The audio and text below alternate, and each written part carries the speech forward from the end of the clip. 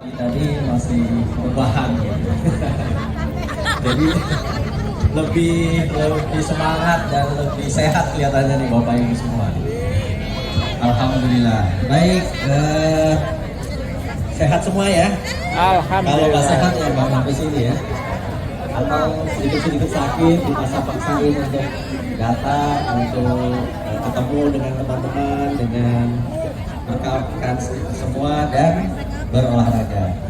Baik, seperti tadi disampaikan, saya dari Rumah Sakit Mitra Keluarga sebelah.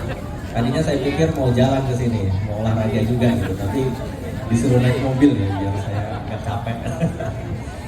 Ya, saya Dr. Kuncoro Harimurti, spesialis penyakit dalam, subspesialis geriatri. Di sini ada yang sudah pernah dengar kata-kata geriatri? Belum, baru pertama kali. Wah, berarti ini adalah keberuntungan Bapak dan Ibu semua pernah mendengar istilah geriatri. Jadi geriatri itu istilah kedokteran sebenarnya ya, kedokteran yang fokus pada pelayanan. 40 ke atas. Kalau di Indonesia yang disebut usia lanjut itu 60 tahun ke atas ya. Kalau 50 tahun apa namanya? Pralansia. Malah ada yang bilang pralansia itu 45. Ya, sebenarnya pralansia itu istilah untuk menyiapkan masa-masa lansia. Di sini yang paling senior siapa? Saya. Yang paling usia paling tua siapa? Berapa Pak? 76, luar biasa. 76 itu berarti sudah melebihi usia harapan hidup 72-73 tahun. Artinya rata-rata orang Indonesia itu hidupnya sekitar umur segitu. Tentu ada yang lebih tua lagi ya. Saya pernah ketemu secara langsung pasien yang usianya 100 tahun. Ada beberapa lah sekarang. Tapi jarang. Kalau 90 sekarang udah banyak. Pasien-pasien yang usianya 90 tahun sekarang sudah banyak. 80 banyak, 70 tahun seperti Bapak lebih banyak lagi. Nah, tentu supaya bisa sehat sampai usia yang lanjut ya, ada hal yang harus dipersiapkan ya dan harus diketahui.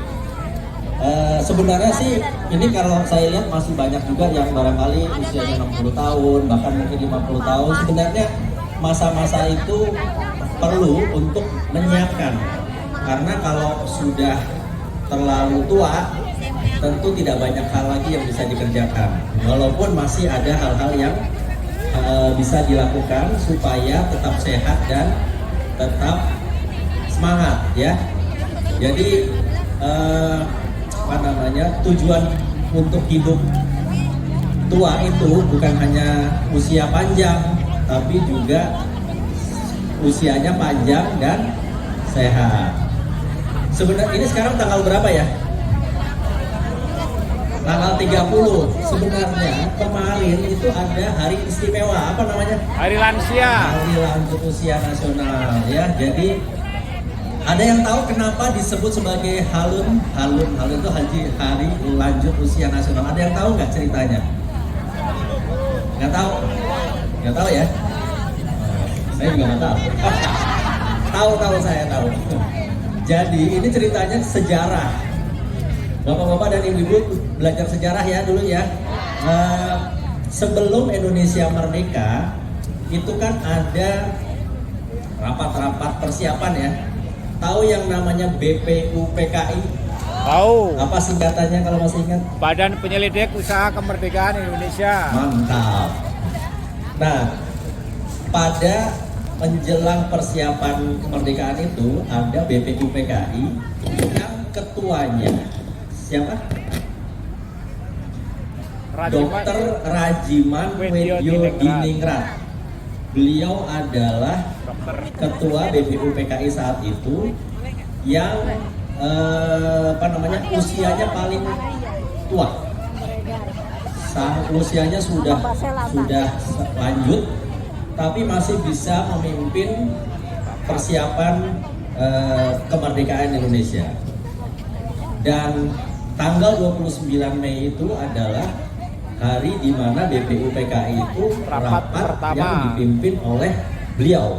Jadi akhirnya disepakati tanggal 29 Mei itu adalah hari lanjut usia nasional untuk menghormati Dr. Rajiman yang usianya sudah lanjut tapi masih sangat sehat ya, dan pikirannya masih sangat jernih sehingga bisa mempersiapkan kemerdekaan Indonesia. Jadi itu untuk mengenang jasa-jasa beliau.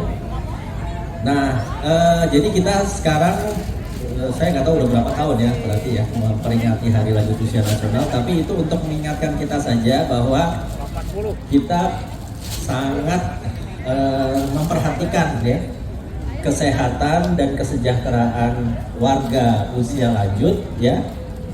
Tidak perlu harus dirayakan besar-besaran ya, tapi paling tidak kita berusaha untuk sehat. Jadi tapi sehatnya jangan cuma tanggal 29 Mei ya, sepanjang hari, sepanjang tahun, sepanjang hidup kita. Baik Bapak Ibu sekalian, tadi saya sudah bicara mengenai apa itu geriatri. Jadi geriatri itu tadi adalah ilmu kedokteran yang mempelajari aspek-aspek kesehatan usia lanjut. Nah, kenapa sih perlu gitu ya ada khusus usia lanjut? Bapak Ibu tahu selama ini ada yang namanya dokter anak kan? Ya. Tahu nggak kenapa ada dokter anak, ada dokter dewasa? Iya. Karena harus ada dokter anak, kenapa nggak dokter aja gitu yang obatin anak gitu ya? Karena spesialis. Beda ya, karena anak-anak itu punya kekhususan ya, punya ciri-ciri yang berbeda dengan usia lanjut.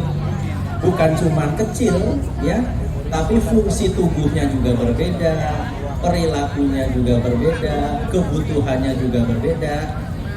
Karena apa? Karena anak masih dalam proses pertumbuhan ya, yang itu perlu diperhatikan. Misalnya ususnya menyerap makanan itu dengan cara yang berbeda dengan orang dewasa. Denyut jantungnya juga responnya berbeda dengan orang dewasa. Apalagi itu dari sisi fisik ya, dari sisi psikisnya, dari sisi mentalnya juga berbeda. Nah, dulu orang ketika tahu bahwa anak-anak itu berbeda dengan orang dewasa, kemudian ada yang namanya spesialis anak. Nah, belakangan, sebenarnya udah lama juga, sekitar tahun 60-an, itu orang sudah mulai tahu juga. Jangan bengong. Bahwa orang yang menua, orang yang lanjut usia itu beda sama orang yang dewasa muda. Ya, bedanya juga sama seperti pada anak-anak. Ya, jadi kalau anak-anak bertumbuh, ketika kita sudah dewasa, sudah sampai puncaknya. Ketika sudah tua, turun semua fungsi tubuhnya.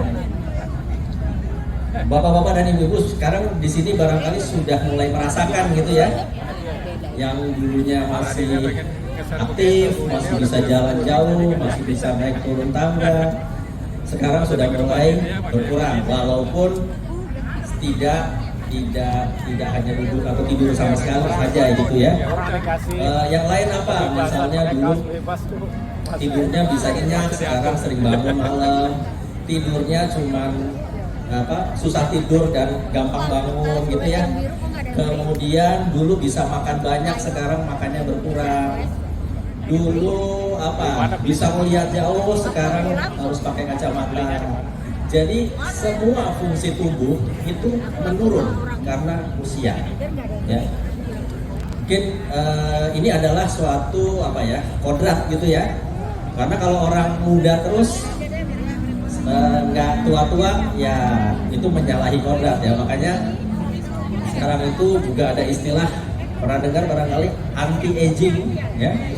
Anti aging, orang berusaha untuk muda terus gitu ya, tapi sampai sekarang ternyata belum ada yang berhasil. Yang katanya disuntik obat macam-macam, pakai stem cell, pakai apalagi macam-macam, ternyata tidak, sampai sekarang nggak ada yang berhasil. Karena apa? Karena itu suatu kodrat ya. Mungkin yang Bapak Ibu bagian besar Muslim ya. Saya pernah dengar ada hadis qudsi yang bilang bahwa semua penyakit ada obatnya kecuali tua dan mati. Jadi memang ini adalah suatu hal yang harus kita hadapi, ya, harus kita sadari, kita hadapi dan kita persiapkan. Ya, saya jadi dokter geriatri itu udah mungkin 15 tahun gitu ya. Waktu dulu baru awal-awal dan waktu itu masih muda, saya ngomong kayak gini kadang-kadang nggak bisa merasakan gitu ya. Tapi sekarang sudah merasakan sendiri gitu. Jadi bisa memahami apa yang dirasakan oleh bapak-bapak dan ibu-ibu dan juga orang-orang yang berusia lanjut yang lain. Baik. Nah tadi kalau kita bicara soal usia dan fungsi tubuh yang menurun, satu persatu penyakit akan mulai muncul, ya, istilahnya penyakit degeneratif. Penyakit degeneratif itu penyakit yang disebabkan karena proses penuaan, dan itu banyak, hampir semua penyakit atau hampir semua fungsi tubuh itu akan mengalami penuaan. Paling sering tadi saya udah dengar lututnya udah mulai sakit, ya. Kemudian iya, bener ya? matanya sudah mulai berkurang, kabur. Bener ya? Kemudian jantungnya ya jalan jauh sudah mulai menurun. Otak ya banyak, hampir semua fungsi tubuh. Jadi kalau yang yang bisa saya sebutkan misalnya seperti darah tinggi, kencing manis, kolesterol tinggi, penyakit jantung koroner, stroke, ya, pengapuran sendi, pengeroposan tulang, itu semua adalah penyakit-penyakit yang ada proses degeneratifnya. Jadi semakin tua orang akan semakin mungkin untuk terkena penyakit-penyakit tersebut, ya. Karena ini adalah suatu proses yang dipengaruhi tidak hanya oleh tubuh tapi juga oleh lingkungan, maka sebenarnya penyakit-penyakit tadi bisa dicegah. Ya, kalau masih muda bisa dicegah, jangan sampai kena penyakit ini. Tapi kalau sudah kena penyakit jangan khawatir, ada yang namanya pencegahan berikutnya. Karena semua penyakit ini, darah tinggi, kencing manis, kolesterol tinggi, itu bisa sakit ya, tapi bisa tetap sehat kalau dia tidak ada komplikasi. Penyakit-penyakit tadi yang saya sebutkan itu punya komplikasi, misalnya darah tinggi, kencing manis, bisa ke sakit jantung, ke stroke, penyakit ginjal, ya. Itu bisa dicegah. Jadi ada darah tinggi, ada kencing manis, ada kolesterol tinggi, ada asam urat, tapi tidak sampai kena penyakit jantung koroner, tidak sampai kena penyakit stroke, tidak sampai kena penyakit ginjal. Nah, kalaupun sudah kena komplikasi, kita bisa tetap lakukan pencegahan supaya tidak jadi berat. Kalau sakit ginjal nggak sampai cuci darah. Kalau sakit jantung nggak sampai harus pasang ring misalnya. Kalau sakit ada pembuluh darah otak nggak sampai stroke. Gitu ya. Bahkan kalau sampai kena serangan jantung, kena stroke, itu pun masih bisa dilakukan upaya-upaya supaya tidak berulang kembali. Karena orang yang kena stroke sekali dengan yang kena stroke dua kali, 3 kali itu beda. Mungkin kalau baru kena stroke sekali masih bisa setelah sembuh dari stroke ya, bisa pulih lagi. Tapi kalau kena stroke yang berikutnya udah mulai ngeplek. Kena stroke yang berikutnya lagi udah mulai nggak bisa ngomong. Ya, kena stroke yang berikutnya lagi udah mulai nggak bisa mikir. Jadi semua di tahapan itu semua ada pencegahannya. Tentu yang paling baik adalah mencegah supaya nggak sampai sakit ya. Tapi kalaupun sudah ada, ini ada berapa orang nih, mungkin berapa, 50-an, 100 ada kali lebih ya. Saya yakin misalnya 30% ada darah tinggi ya. Mungkin 20% ada diabetes ya. Mungkin 50% udah ada pengapuran sendi. Benar ya? Tapi tidak usah berkecil hati, tidak usah khawatir karena hal-hal tersebut masih bisa diupayakan tidak menjadi lebih berat, ya. Bukti bahwa bapak-bapak dan ibu-ibu bisa sampai sini berarti penyakitnya belum berat, ya. Jadi artinya jangan sampai kalau yang sudah kena, ya, jangan sampai jadi lebih berat. Ya, itu yang harus dijaga, ya. Nah, kalau saya sebagai dokter yang setiap hari menangani pasien-pasien geriatri, targetnya itu adalah jangan sampai penyakit-penyakit tersebut membuat orang-orang yang usia lanjut, Bapak Ibu sekalian, menjadi tergantung sama orang lain. Jalan harus dipaham, ya. Kalau yang udah lebih berat lagi, makan minum harus dibantu. Yang lebih berat lagi, mandi pun harus dibantu. Maaf, buang air besar, buang air kecil harus dibantu. Itu udah banyak pasien yang seperti itu, ya. Nah, jadi targetnya adalah seperti itu. Jangan sampai walaupun kita tua, walaupun kita umurnya panjang, tapi jangan sampai terlalu bergantung pada orang lain. Tentu ada hal-hal yang barangkali kita perlu bantuan gitu ya. Tapi jangan sampai kita hanya menjadi lansia yang hanya berbaring saja, hanya duduk saja di rumah gitu ya. Makanya dengan cara seperti ini adalah salah satu upaya untuk menjadikan Bapak Ibu semua tetap sehat dan aktif. Nah sekarang mungkin terakhir, nanti setelah ini kita tanya jawab ya. Sekarang bagaimana sih caranya mencegah dan mempertahankan kondisi kesehatan itu? Sebenarnya kuncinya hanya 3 kalau menurut saya ya. Pertama adalah gaya hidup sehat. Ya. Gaya hidup sehat itu mulai dari makannya, aktivitas fisiknya. Ya. 2 hal itu secara fisik perlu untuk diperhatikan. Ya.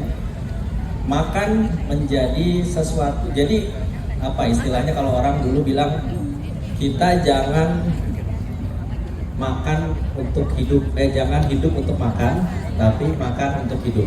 Ya, artinya apa? Artinya apa yang kita konsumsi harus kita tujukan bagi kesehatan kita. Ya, sekali lagi semua harusnya dimulai dari muda, tapi tidak terlambat walaupun sekarang sudah berusia tua. Ya, ada makanan-makanan atau gizi-gizi tertentu yang harus diperhatikan. Ya. Contohnya dan ini sangat berkaitan sama penyakit yang diderita. Seperti orang diabetes, ya itu kan harus memperhatikan makanan. Orang kolesterol tinggi harus memperhatikan makanan. Orang sakit ginjal harus memperhatikan makanan. Yang sering salah kaprah itu adalah karena harus memperhatikan diet pada penyakit-penyakit tertentu, akhirnya banyak zat gizi yang tidak dikonsumsi. Ya, contohnya pada orang diabetes. Saya baru ketemu kemarin tuh pasien sehat sih, diabetes, tetap sehat, tapi berat badannya turun terus. Ketika saya tanya, dia bilang saya cuma makan nasi sekali sehari, siang aja. Terus pagi sama sorenya makan apa?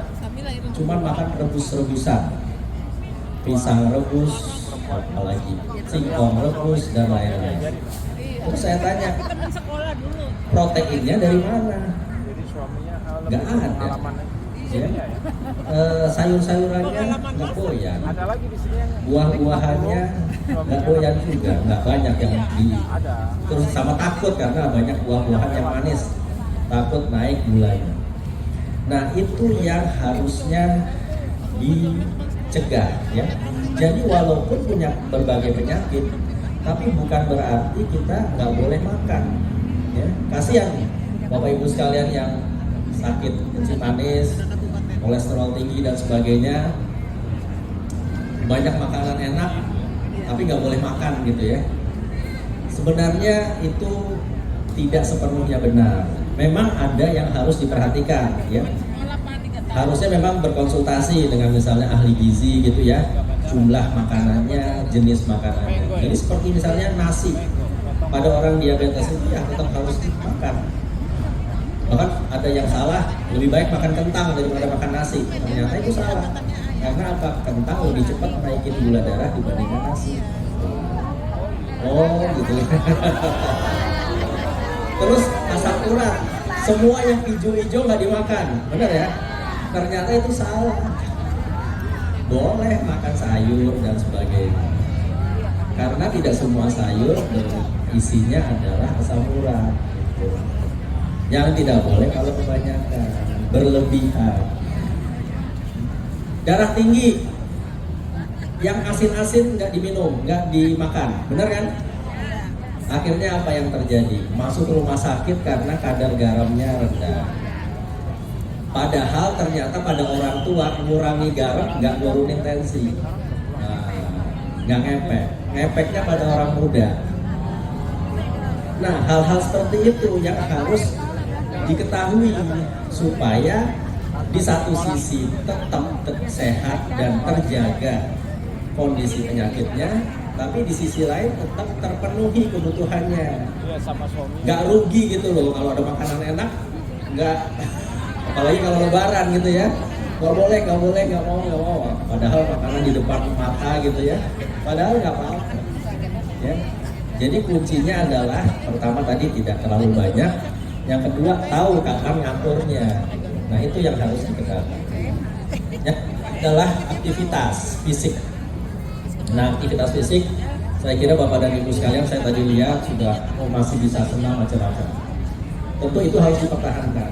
Dan sekali lagi kita harus tahu batasannya, batasan minimal dan batasan maksimal. Karena kalau misalnya kita olahraga semaunya saja, sekarang lagi pengen olahraga, besok enggak gitu ya, nanti minggu depan olahraga lagi, minggu depannya lagi enggak. Nah itu hal yang perlu diketahui juga dari beraktivitas fisik. Ada beberapa patokan-patokan, ya. Patokannya misalnya apa namanya, waktu disarankan 150 menit dalam seminggu minimal, ya, berolahraga. Bagaimana caranya? Kalau kuatnya setengah jam sehari, berarti cukup 5 hari dalam seminggu. Nggak perlu dipaksain setiap hari misalnya, ya. Kemudian kalau misalnya masih cukup sibuk gitu ya, cuma bisa 3 atau 4 kali seminggu, ya nggak apa-apa, asal totalnya tetap 150 menit. Itu dari sisi durasi ya, atau waktunya. Kemudian yang kedua dari sisi jenisnya. Olahraga atau aktivitas fisik yang disebutkan bermanfaat bagi lansia itu sebenarnya cuma dua gini apa gini? Dua gitu. Apa gini juga dua. Nah, apa saja? Yang pertama namanya aerobik, ya, aerobik untuk jantung dan paru-paru. Itu penting ya, karena kita sehari-hari itu kan membutuhkan kemampuan jantung dan paru-paru yang baik supaya bisa beraktivitas normal atau aktivitas yang agak lebih. Jadi jantung kita harus kuat, paru-paru kita harus kuat, dan itu efeknya nanti ke peredaran darah, ya. Nah itu latihan, namanya latihan aerobik, ya. Apa saja latihan aerobik? Jalan, bersepeda, ya, berenang, ya. Dan itu apa namanya, dikerjakan sekali lagi dengan teratur, ya. Jalan cepat ya, jalan cepat, bukan jalan sambil tengok-tengok di mall gitu ya, apalagi berhenti di tukang jualan gitu. Jalan sebentar, ada yang jualan, ambil makan, itu enggak. Pengalaman Pak, pengalaman. Jadi jalannya itu jalan cepat. Apa sih yang disebut jalan cepat? Jalan cepat itu jalan ya, tapi tidak sampai bikin kita ngos-ngosan atau tetap kita bisa ngobrol. Jadi misalnya bapak ibu suami istri jalan cepat gitu ya, lebih cepat dari biasanya, tapi masih bisa ngobrol. Itu namanya jalan cepat yang ideal. Kalau udah ngos-ngosan, udah ngobrolnya keputus-putus suaranya, itu berarti udah berlebihan. Ya, jadi jangan sampai ngos-ngosan ya. Gitu ya. Jadi kalau gimana kalau lari boleh-boleh aja, tapi bukan bagian dari yang namanya aerobik tadi. Ya kalau misalnya masih sehat, saya lihat masih ada orang-orang lansia yang kacamata hitam. misalnya lari maraton itu ya itu Nggak bawa. olahraga itu ya, olahraga untuk Kacamata sport hitam. gitu ya. Ini kita bicara physical Nggak bawa. exercise, latihan fisik. Nah, itu yang pertama jenis olahraganya. Yang kedua adalah latihan penguatan otot. Resisten training, latihan ketahanan otot. Jadi selain jantung dan paru, otot-otot kita tuh juga harus dilatih. Ya, latihannya banyak, bisa dengan beban. Jadi harus bagian tubuh bagian atas dan tubuh bagian bawah. Kalau bagian atas tadi misalnya dengan barbel, ya. Kalau kami dulu pernah mengadakan senam penguatan otot itu, karena pesertanya banyak nggak bisa menyediakan barbel, kita pakai botol aqua yang 600 mg, ya. Jangan gelas ini terlalu ringan ya. Jadi botol aqua di tangan kanan dan kiri, bisa dilatih begini, bisa dilatih begini, bisa dilatih begini. Itu menguatkan otot-otot bagian tubuh atas. Kemudian bagian tubuh bawah gimana? Bisa dengan cara duduk tapi nggak pakai bangku begini. Beberapa menit ya, 1 menit barangkali. Kalau bisa lebih, tapi jangan lebih dari 3 menit. Ya. Kemudian kalau ada bangku bisa pegangan sambil begini. Jinjit itu menguatkan otot bagian bawah. Kemudian sambil pegangan bangku, tarik kaki ke belakang. Jadi itu adalah latihan penguatan otot yang juga diperlukan bagi lansia. Karena ada satu penyakit, mungkin saya yakin Bapak Ibu semua belum pernah dengar di nama penyakit. Pernah, namanya sarkopenia. Pernah dengar nggak? Belum juga. Nah, baru kali ini. Jadi geriatri baru sekarang. Sarkopenia juga baru sekarang. Jadi pengetahuannya bertambah ya. Jadi sarkopenia itu adalah kondisi menurunnya atau berkurangnya massa otot pada saat menua. Lebih kecil, ototnya lebih kecil. Sebenarnya kalau ada slide itu saya punya gambarnya. Tahu Arnold ya? Nah itu ada gambarnya yang sekarang itu dia ototnya kendor semua. Jadi beda banget dengan dulu yang dia ototnya sangat besar-besar itu ya, dan otot pada saat sekarang. Jadi bahkan Arnold Schwarzenegger pun mengalami sarkopenia, apalagi kita gitu. Nah sekarang apa sih dampaknya atau kenapa sih kita perlu mencegah juga yang namanya sarkopenia? Ternyata orang-orang yang ototnya kecil itu gampang sakit, gampang masuk rumah sakit, gampang jatuh, dan kalau sakit lebih susah sembuhnya. Ini ada penjelasannya secara kedokteran, tapi mungkin nggak kebayang kita ya kenapa otot kecil aja terus dampaknya bisa macam-macam seperti itu. Ya, bahkan ada yang bilang bahwa ada penelitian yang menunjukkan bahwa orang yang ototnya kecil gampang kena gula darah tinggi. Ya, ototnya kecil kalau dia diabetes obatnya lebih susah untuk nurunin gulanya. Ya, orang yang ototnya kecil gampang turun drop gula darahnya. Kan kita salah satu yang harus kita hindari pada orang diabetes itu adalah gula darah yang drop ya. Jadi gula darah harus turun, tapi yang nggak boleh terlalu turun. Nah pada orang yang ototnya kecil itu gampang terjadi drop gula darah atau yang namanya hipoglikemia. Jadi sekali lagi walaupun tua, jangan sampai menurun massa ototnya. Dan jadi sarkopenia itu sebenarnya tidak hanya kecil ototnya, tapi juga fungsinya berkurang dan performanya berkurang. Performa itu adalah kemampuan akibat dari otot yang ada gitu ya. Jadi pertama massa otot dia jadi berkurang. Ada caranya untuk melihat massa otot, misalnya dengan pemeriksaan radiologi ya, ronsen dan sebagainya bisa kelihatan tuh masa ototnya kecil. Kemudian kekuatan otot, jadi ada alat untuk mengukur kekuatan genggam tangan.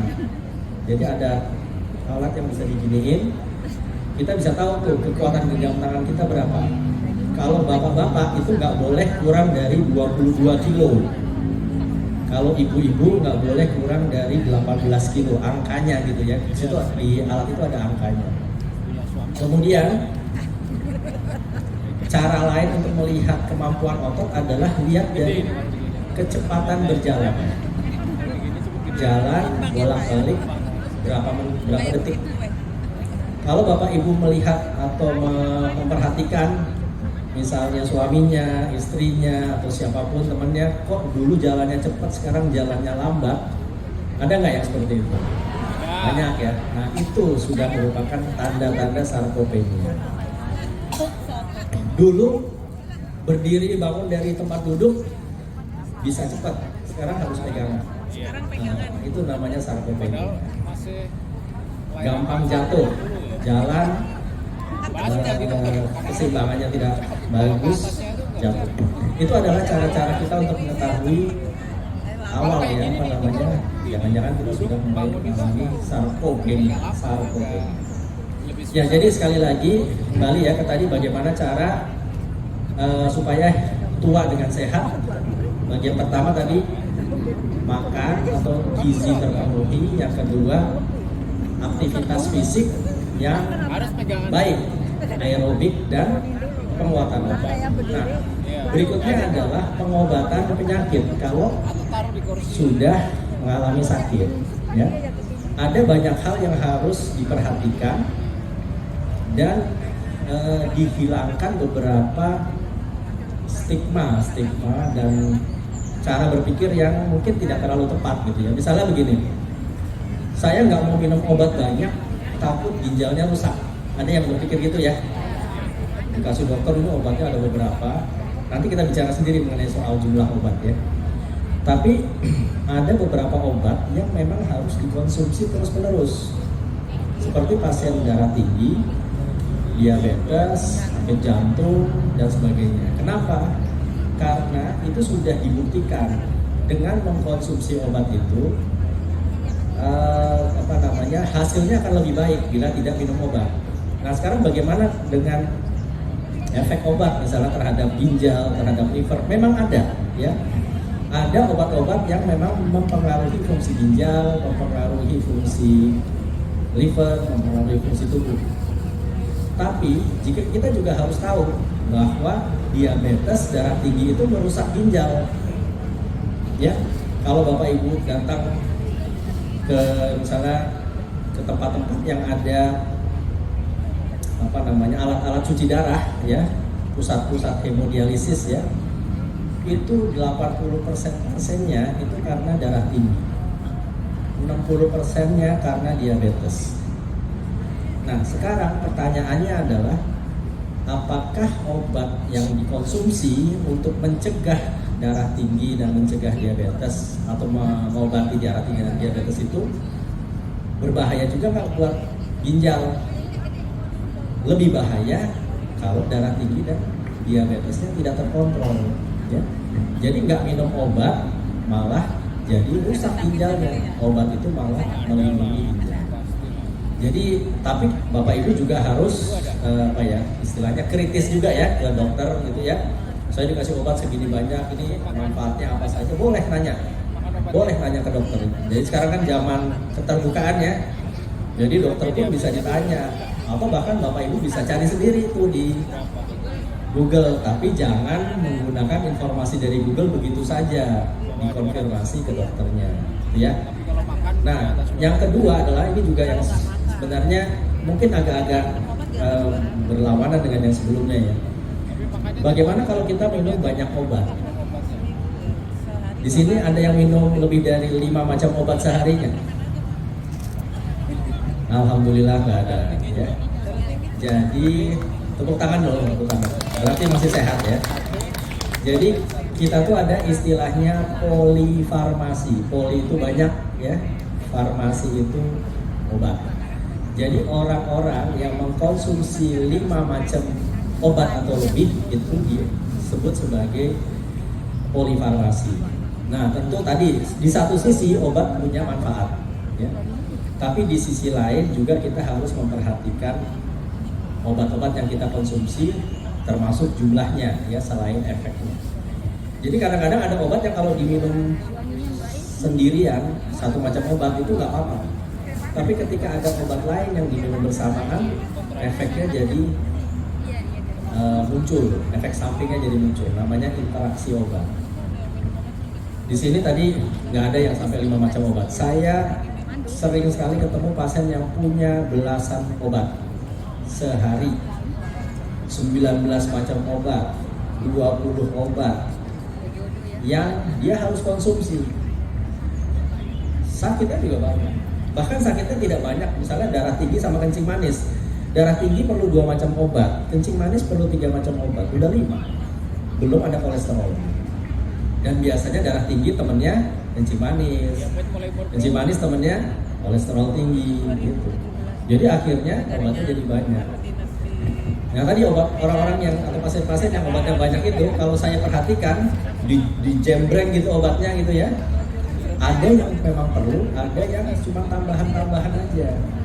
Kadang-kadang vitamin ya atau obat-obat yang secara medis belum jelas manfaatnya. Seperti misalnya kalau Bapak Ibu, ini saya tidak ini ya, cuman saya sampaikan secara ilmiahnya.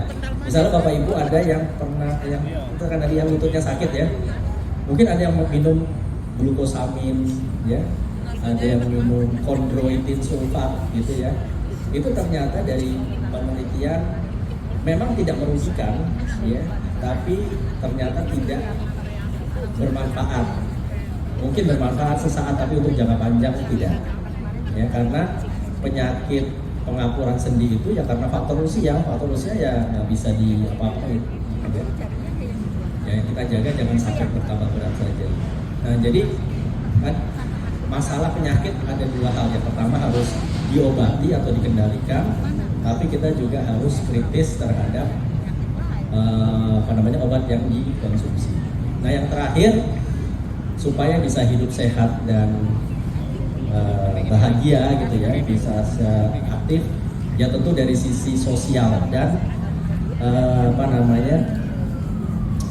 psikis ya, psikis dan sosial. Psikis dalam arti ya tetap harus punya cara pandang yang positif ya, walaupun pensiun tapi tetap harus aktif, harus happy ya, kemudian juga melatih fungsi otak, karena tadi salah satu yang turun adalah fungsi otak yang gejalanya mudah lupa ya. Nah mudah lupa pada orang tua itu ada tahap yang masih normal ya, masih dianggap wajar. Tapi ada kondisi-kondisi penyakit yang karena penurunan fungsi otak yang sudah disebut sebagai penyakit. Mungkin pernah dengar yang namanya demensia ya. Itu dia bukan cuma lupa, lupanya udah mulai berat. Pertama mulai lupa nama anak, nama cucu, nama istri ya, kalau nama istri lupa gawat ya. Kemudian lupa jumlah cucu, lagi sholat lupa berapa rakaat, gitu ya. Itu nggak musuh ya. Kemudian lupa naruh barang, itu masih dianggap kadang-kadang masih dianggap normal yang seperti itu. Tapi ada yang lupa yang parah, lupa gimana cara makan. Ada. Udah dikasih makan di depannya, dia nggak tahu nih makan mau diapain. Itu yang namanya demensia. Lupa bagaimana membersihkan diri. Ke kamar mandi harus dibantu, kalau nggak berantakan. Pakai baju lupa. Ya. Jadi itu pikun yang parah namanya. Pikun yang parah itu yang namanya demensia. Fungsi otak itu tidak cuma memori saja atau daya ingat saja, tapi bagaimana kita berbahasa, menemukan kata-kata ketika dikasih. Kalau saya sering ngecek pasien-pasien yang demensia itu dikasih pulpen, ini namanya apa? Buat tulis dok, buat tulis. Iya, apa namanya? Menemukan kata itu susah. Menyampaikan pendapat nggak bisa, ya. Melihat jam nggak bisa. Salah satu tes untuk tahu apakah ada demensia atau tidak, suruh gambar jam. Kalau bapak masih bisa gambar jam, bikin buletan, bikin angka, nunjukin jam berapa, nah itu masih bagus. Masih bisa ya. Tapi ada orang yang nggak bisa. Bikin lingkarannya bengkok-bengkok. Nulis angkanya dari jam 1 sampai jam 12 cuman separuh aja, 1, 2, 3 sampai jam 12 di sini, sebenarnya kosong. Jarum panjang, jarum pendeknya nggak jelas. Itu adalah tanda-tanda, itu tes untuk menilai demensia atau tidak. Salah satunya ya, atau itu ada banyak tes lain yang lain-lain. Ya, jadi 3 hal tadi ya, secara fisik, penyakit, mengatasi penyakit, dan memperhatikan masalah psikis, kognitif ya tadi yang soal demensia, sama sosialnya. Tentu yang tidak dilupakan adalah spiritual juga ya. Tetap beribadah dan sebagainya. Baik Bapak Ibu sekalian, pas jam 9 ya, makanya sampai jam 9. Baik, itu yang bisa saya sampaikan sebagai, saya nggak tahu setelah ini kalau mau ada tanya jawab, ada dok, silakan. boleh tanya dok ya. 5 pertanyaan dan mendapat souvenir. 5 penanya pertama. Silakan. Saya dok dulu. Ya, pertama yang saya tanyakan adalah satu, apa makanan yang harus dihindari ya di masa-masa lansia itu. Kemudian tadi dokter mengatakan ada otot kecil, bagaimana untuk mengetahui otot kecil itu. Yang ketiga adalah obat yang lebih dari 5 butir ya, atau 5 itu efeknya seperti apa? Terima kasih dok. Baik, saya jawab dulu ya Pak ya, nanti giliran berikutnya Bapak yang di sana. Pertama mengenai makanan ya. Makanan sebenarnya kalau saya ditanya ya, saya tidak, bagi saya tuh makanan itu semua boleh. Semua boleh. Semua boleh ya. Tapi tadi batasannya jangan berlebihan. Mau makan durian silahkan. Saya tuh sering berantem sama ada anak pasien karena ibunya ini doyan makan durian. Dia selalu lapor, dok ini ibu, mama makan beli durian diam-diam. Ternyata kalau dia makan durian dia seneng. Terus saya bilang apa salahnya? Ada diabetes dok, diukur nggak gulanya habis makan durian berapa? Nggak naik dok. Terus apa salahnya makan durian gitu? Orang makanan disediakan, diciptakan oleh Allah gitu ya. Kok dilarang-larang gitu. Jadi silakan makan apa saja. Pertama tapi tidak berlebihan, dan yang kedua tahu ada beberapa makanan yang walaupun saya tidak anggap itu sebagai tidak boleh sama sekali ya. Seperti misalnya kalau orang sakit mah, ya tentu makanan yang asam ya, yang pedas gitu ya. Walaupun itu tidak juga pada semua orang. Ada orang yang mahnya kambuh karena minum kopi. Kalau makan pedas nggak apa-apa. Ya udah makan pedas aja. Ya nggak boleh minum kopinya gitu. Ya. Jadi sekali lagi tidak, kalau bagi saya kalau ditanya yang tidak boleh, kalau saya menurut saya tidak ada makanan yang tidak boleh. Nah pertanyaannya harusnya dibalik. Makanan apa yang dianjurkan? Gitu. Nah makanan yang dianjurkan adalah makanan yang tadi bisa mencegah berbagai hal tadi, terutama sarkopenia tadi. Nah sekarang sarkopenia harus ngapain sih? Harus makan yang berprotein, protein berkualitas tinggi. Contohnya, contohnya telur, termasuk kuningnya. Jadi ini juga jadi pertanyaan nih dok, kalau saya makan telur boleh nggak sih sama kuningnya? Boleh banget, boleh banget. Makan telur boleh. Daging, ya, boleh. Ikan laut ya. Kemudian udah punya telur ya. kacang-kacangan, ini juga yang soal asam urat tadi ya. Jadi kalau karena asam urat nggak makan kacang-kacangan, memang ada kacang yang tinggi asam uratnya. Tapi menurut saya cuma satu, melinjo sama Melinjo itu bagus tadi. daunnya nggak apa-apa. Ini kacang-kacang yang lain boleh, agak kedelai dan sebagainya. Kecuali Kemudian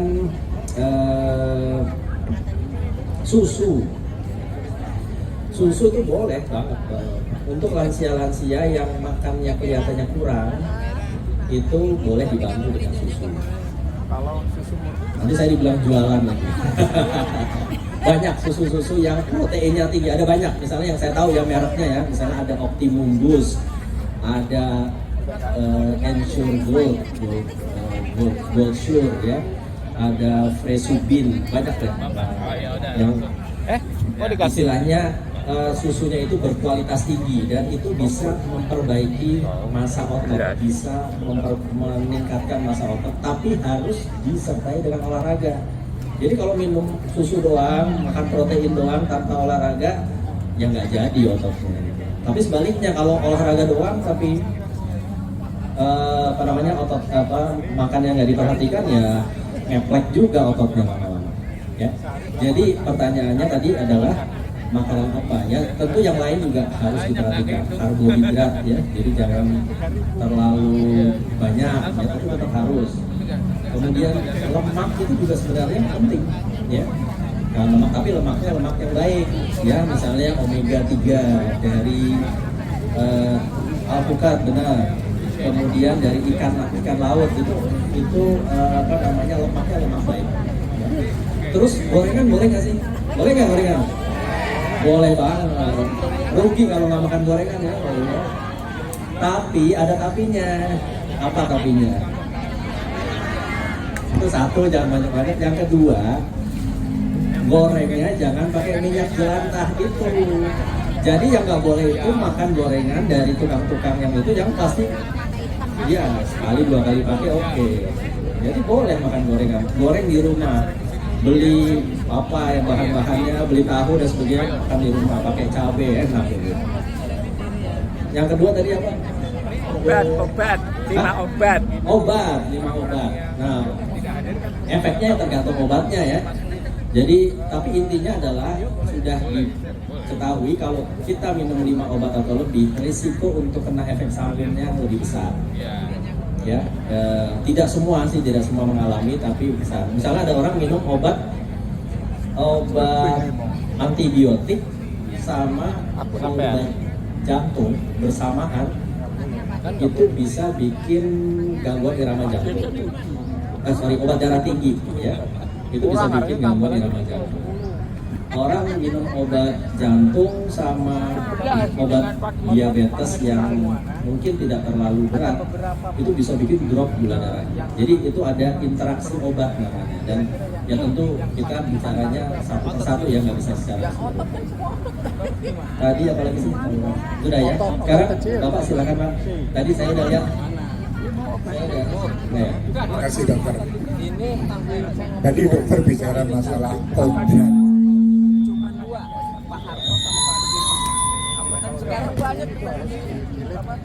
Masalah kodrat. Kalau kita bicara masalah kodrat, apakah gejala prostatis, yaitu penebalan dinding di prostat itu, misalnya sering kencing tiap malam beberapa kali, apakah termasuk penyakit degeneratif juga? Kasih dokter. Tes ya, kasih Pak. Ya, itu salah satu organ yang berubah karena faktor usia. Jadi semua laki-laki itu pasti prostatnya akan membesar. Namanya hipertrofi prostat. Kalau membesar, Semua prostatnya akan membesar, tapi pembesarannya tidak sama tiap orang. Ada yang cepat membesarnya, ada yang lambat, dan tidak semua mengalami gejala. Ya, jadi ada yang sudah tua tapi tidak bergejala. Tapi kalau diperiksa di USG misalnya, prostatnya besar. Nah itu kita nggak tahu kenapa, gitu ya. Jadi ada yang, tapi semua orang tua pasti akan besar. Nah yang perlu diperhatikan adalah yang bergejala tadi. Ya. Pertama, jangan sampai gejala yang paling awal adalah tadi yang Bapak bilang, misalnya kencingnya jadi sering, ya. Kenapa masalah dok kencing sering? Kan kencing banyak itu bagus gitu ya. Iya, jumlah kencing yang banyak bagus, tapi kalau terlalu sering dan itu terjadi malam hari, itu akan mengganggu tidur.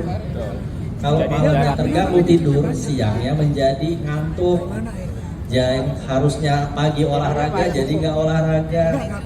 Yang paginya harus makan bagus jadi nggak banyak makan. Dampaknya begitu. Jadi bukan masalah kencingnya sebenarnya, tapi dampak dari kencing yang sering itu. Nah makanya harus diatasi, diobati supaya kencingnya tidak terlalu sering malam hari, sehingga malam bisa kenyang, walaupun tidak bisa sama sekali nggak kencing ya. Yang dianggap normal itu 2-3 kali malam. Kalau udah tiap jam, apalagi setiap setengah jam, waduh, repot ya.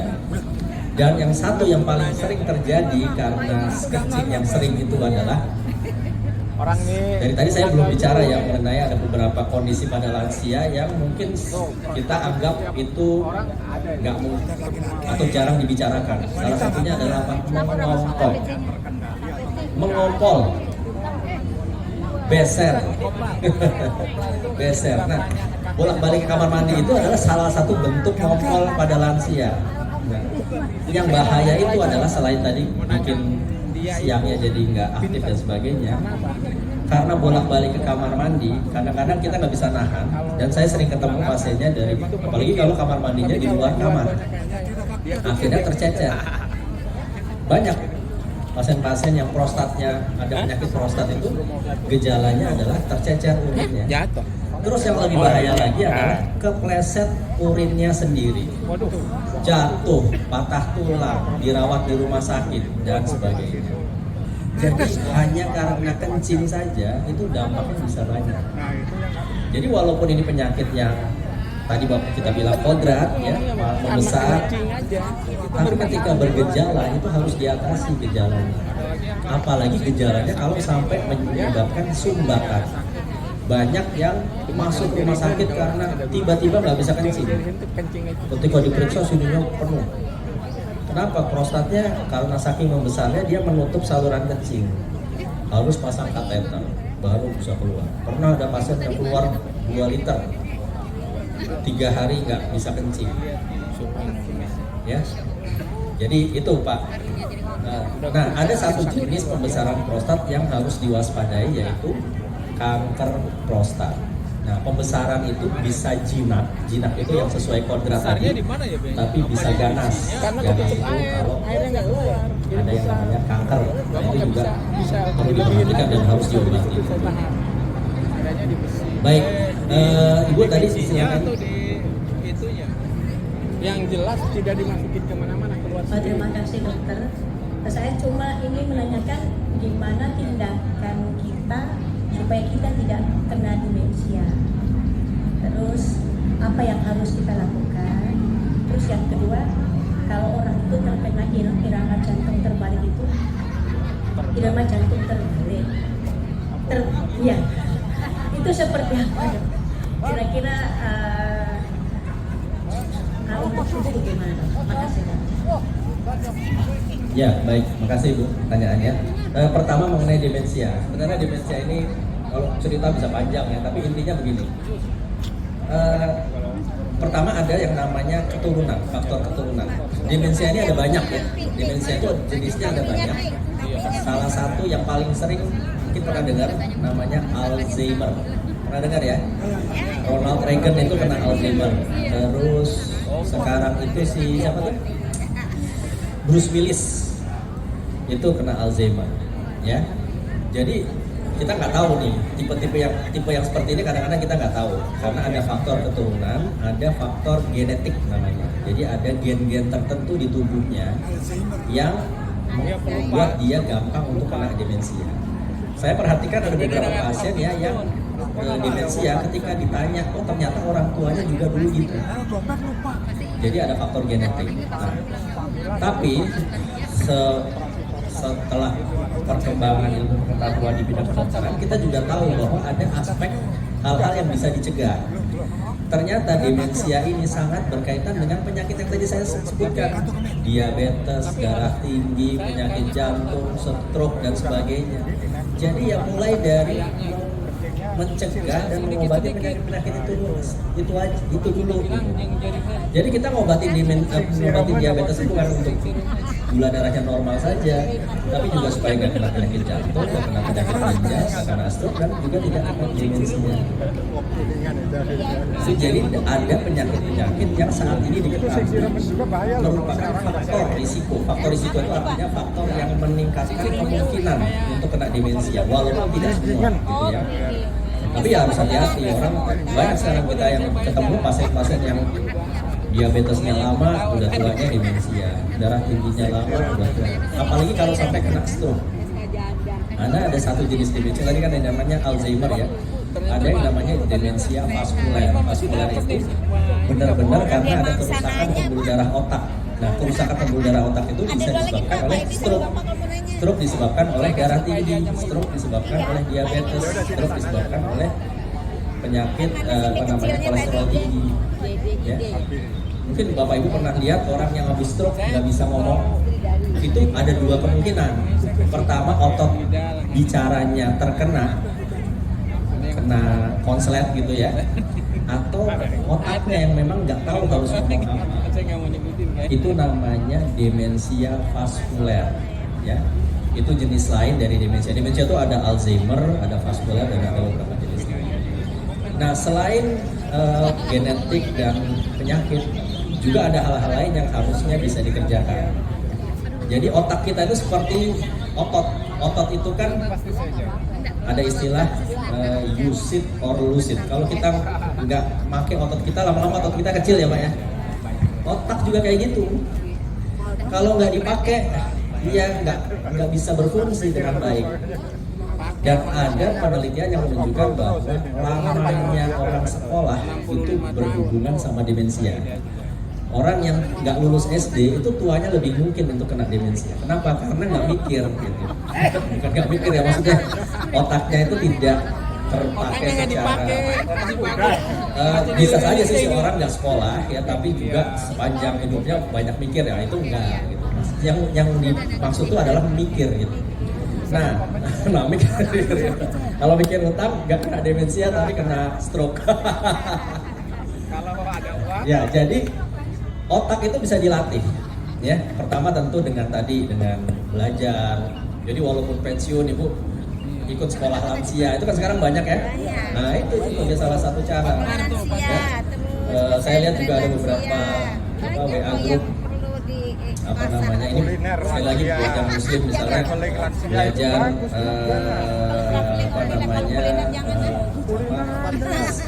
terjemahan Al-Quran gitu kan secara online. Itu banyak, saya pernah ikut sekali dan isinya lansia semua.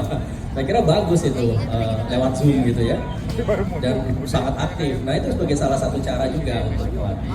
Yang lain misalnya ya berinteraksi, sering ketemu orang, anak, teman-teman seperti ini ya, teman-teman sesama pensiunan, ngobrol. Ya sekali-sekali ngomongin politik gitu ya, ngomongin kondisi negara gitu, itu sebagai salah satu cara juga untuk melatih otak. Ada lagi beberapa penelitian yang misalnya main TTS, main Sudoku ya. Sekarang di HP aplikasi banyak tuh untuk melatih kognitif, itu bisa dijadikan sebagai salah satu cara. Nah yang juga ternyata penting adalah gizi. Tadi kita bicara soal gizi itu sebenarnya dampaknya sangat banyak, termasuk ke otak kita itu butuh nutrisi, butuh gizi yang baik. Ya tadi karbohidrat yang baik, protein yang baik, lemak yang baik, dan zat-zat gizi kecil-kecil, istilahnya mikronutrien ya, mineral, vitamin dan sebagainya. Jadi mungkin itu Bu yang perlu diperhatikan. Jadi semua hal harus diperhatikan. Kita tidak bisa hanya fokus di satu hal saja. Misalnya gini, oh ibu saya demensia, wah saya pasti kena demensia. Enggak harus ya. Atau ibu saya tidak demensia, saya pasti tidak kena demensia. Itu juga terlalu pede gitu ya. Baik, Parkinson yang masih ada sejenis. Parkinson ya, satu lagi. Ini juga Parkinson ini sebenarnya penyakit degeneratif di otak ya. Sebenarnya dia jadi satu juga dengan demensia. Ya, Parkinson. Nah, ini nanti tentu pembahasannya oleh dokter saraf ya, tapi ini juga perlu diperhatikan. Kalau saya lebih memperhatikan dampaknya. Kalau orang Parkinson itu jadi jalannya susah, keseimbangannya terganggu, komunikasinya menjadi tidak lancar. Nah, itu yang mungkin akan berdampak ya kepada kepada lansia ya. Yang harus diperhatikan pada orang Parkinson itu adalah dia sering jatuh karena jalannya terganggu. Orang Parkinson itu jalannya jadi pendek-pendek ya, terus jadi nggak seimbang, gampang jatuh. Dampaknya apa tuh, Dok? Hah? Dampaknya kenapa begitu? Kenapa begitu? Iya. Kenapa begitu? Karena memang ada kerusakan otak, Pak. Kalau Parkinson itu memang bukan bawaan ya, memang kita nggak bisa pastikan ya. Tapi ada yang bilang juga karena kerusakan otak karena stroke Bukan ya. benturan kayak tinju gitu, bukan? Bisa, salah satu faktor risiko bisa. Tapi ada orang yang bukan petinju juga kena Parkinson gitu. Mungkin Bapak itu ya Muhammad Ali ya. Ya. Muhammad Ali kan kena Parkinson tuh. Itu salah satu faktor risiko juga. Tapi banyak pasien yang bukan petinju juga Parkinson gitu. Jadi ada hal-hal yang pasti sih usia. Semakin orang tua semakin gampang mudah kena Parkinson. Baik, saya kira satu lagi ya. Dok, irama jantung terbalik. Oh iya, irama jantung terbalik. Saya sendiri nggak tahu irama jantung terbalik itu apa. Ya, istilahnya mungkin secara umum ya namanya gangguan irama jantung. Gangguan irama jantung sendiri ada banyak ya. Ada yang sering memang terjadi pada lansia tapi nggak fatal ya, istilahnya nggak apa-apa. Tapi ada juga yang bisa bikin henti jantung gitu. Ya itu nanti banyak jenisnya dan harus dikonsultasikan ya. Ya, silakan. Ya, terima kasih dok. Assalamualaikum warahmatullahi wabarakatuh. Saya Edi Malanto. Alhamdulillah usia sudah di atas 70. Kesimpulan terakhir tadi saya sangat terkait ya, karena memang itu yang kita jalankan untuk menjalani pola hidup sehat. Tapi memang pola hidup sehat itu kembali lagi kepada masing-masing orang. Karena banyak sekali pola hidup sehat ya, baik dari pola makan, kegiatan maupun ketenangan pikiran. Karena banyak sekali referensi. Jadi kembali lagi kepada masing-masing orang. Misalnya kalau makanan berarti makanan apa yang kira-kira tidak bermasalah bagi diri kita. Kemudian saya akan lanjut dengan pertanyaan terkait dengan kondisi lansia. Kebetulan saya termasuk yang tiap tahun minta general check up. Kebetulan terakhir general check up tahun 24 Oktober itu kondisi semuanya normal kecuali ada LDL yang lewat. Kemudian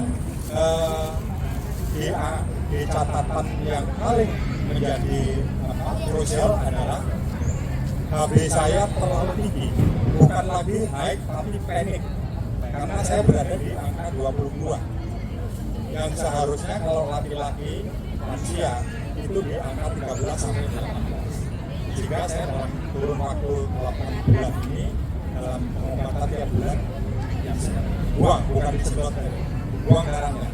Alhamdulillah di 3 bulan terakhir sudah posisi di 15,6, kemudian 14,4 dan terakhir 15,8. Tetapi yang menjadi pertanyaan saya terkait dengan kondisi tekanan darah. Secara tekanan darah normal, karena kebetulan saya mengencer darah. Yang menjadi catatan adalah kalau tekanan darah itu kan ada 3. Tekanan darah tinggi, atas, bawah, dan denyut.